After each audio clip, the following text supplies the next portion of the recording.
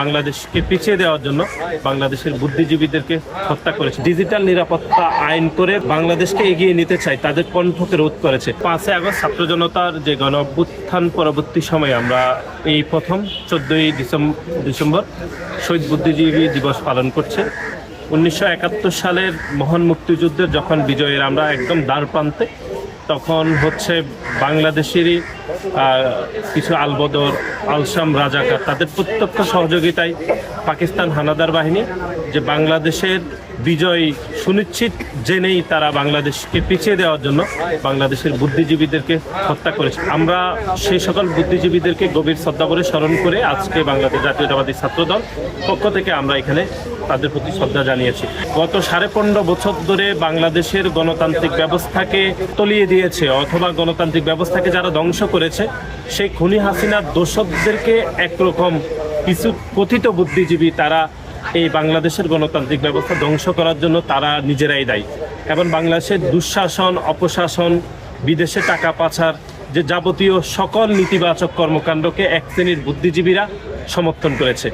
আমরা সে সকল বুদ্ধিজীবীদেরও বিচার দাবি করছি। একটি বৈষম্যহীন সমাজ বিনির্মাণে বাংলাদেশের অনেক বুদ্ধিজীবীরা তাদের কণ্ঠস্বরকে তারা সবসময় জাগ্রত রেখেছে।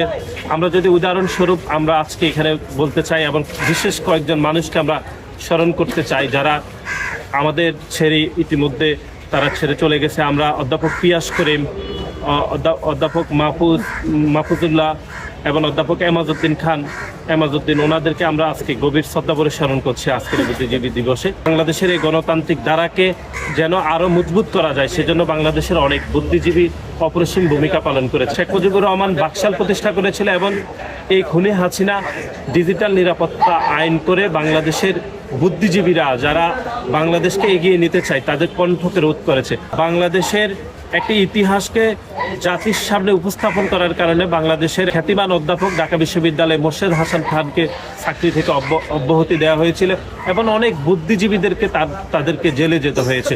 দুনিয়া কাঁপানো ছাত্র জনতার গণ অভ্যুত্থানে যারা শহীদ হয়েছেন তাদের সহ তাদের যে হত্যাকাণ্ড হয়েছে তাদের বিচার দাবি করছি এবং যারা মহান মুক্তিযুদ্ধের 14ই ডিসেম্বর সেই সময়ে যারা শহীদ হয়েছেন তাদেরও আমরা বিচার দাবি করছি এবং যারা দুইটি হত্যাকাণ্ডের সাথে যারা এই দেশের দোসররাই সরাসরি যুক্ত ছিল সেই সকল দোষকদের আমরা গ্রেপ্তার করে বিচার দাবি করছি।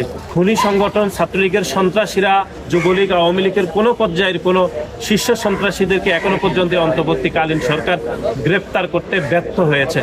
আজকে এই ঐতিহাসিক দিনে ঐতিহাসিক স্থানে দাঁড়িয়ে আমরা খুনি সংগঠন, আওয়ামী লীগ, যুবলীগ এবং ছাত্রলীগের সন্ত্রাসীদেরকে আমরা গ্রেপ্তার করার দাবি জানাচ্ছি এবং 24-এর গণ অভ্যুত্থানে যারা শহীদ হয়েছেন তাদের পরিবারের প্রতি সহমর্মিতা এবং তাদের পরিবারকে যেন ক্ষতিপূরণ দেয় সেজন্য অন্তর্বর্তীকালীন সরকারকে আমরা দাবি জানাচ্ছি। এই খুনি হাসিনার রেজিমকে যারা প্রতিষ্ঠা করতে সহযোগিতা করেছে এক শ্রেণীর কথিত বুদ্ধিজীবী তারা কিন্তু সবাই খুনি হাসিনার সাথে দেশ থেকে পালিয়েছেন, কয়েকজন গ্রেপ্তারও হয়েছেন। তার বিপরীতে আমরা কয়েকজন খ্যাতনামা বুদ্ধিজীবী যাদের কণ্ঠস্বরকে নিবৃত্ত করা যায়নি, আমরা অধ্যাপক পিয়াস করিম, তারপরে এমাজউদ্দিন, তারপরে আমরা অধ্যাপক মাহবুবুল্লাহ, অধ্যাপক আসিফ নজরুল, ওনাদের কথা আমরা দায়িত্বহীন ভাষায় বলতে চাই যারা খুনি হাসিনার রেজিমের বিরুদ্ধে আপোষহীন সংগ্রাম করেছেন। আমরা যেটি মনে করছি 2024 সালের 5ই আগস্ট ছাত্র জনতার গণ অভ্যুত্থানের পূর্বে জুলাই এবং আগস্টে নির্বিচারে গুলিবর্ষণ করে 2000-এরও বেশি মানুষকে হত্যাকাণ্ড করে এই খুনি সংগঠন ছাত্রলীগ, যুবলীগ এবং আওয়ামী লীগের কোনো সন্ত্রাসী নৈতিকভাবে তারা এই আজকের এই ঐতিহাসিক স্থানে তারা আসার দুঃসাহস করেনি। তারা জানে যে 2000-এরও বেশি মানুষকে হত্যাকাণ্ডে শিকার করে তারা যে নৈতিক অধঃপতন করেছে তাদের রাজনীতিকে এবং মানুষের যে ভয়, জনতার যে ভয়ে তারা আসলে আজকে ফুল দিতে আসেনি অথবা রাজপথে নামার দুঃসাহস তারা প্রেরণ করেনি। সুতরাং আজকের দিনে আমরা দাঁড়িয়ে যেটি বলতে চাই যে আওয়ামী লীগ 15.5 বছর ধরে যে গণতন্ত্রকে যে হত্যা করেছে, একই সাথে দুঃশাসন, অপশাসন, গুম, খুন, রাহাজানি, চুরি, ছিনতাই করে বাংলাদেশের গণতান্ত্রিক ব্যবস্থাকে ধ্বংস করেছে, তার বিপরীতে আমরা 5ই আগস্ট ছাত্র জনতার গণ অভ্যুত্থানে মনে করিয়ে দেয় যে আওয়ামী লীগের দুঃশাসন, অপশাসন এতটাই বিস্তার ছিল যে আজকে শহীদ বুদ্ধিজীবী দিবসেও তারা আসার দুঃসাহস, তারা সাহস দেখায়নি।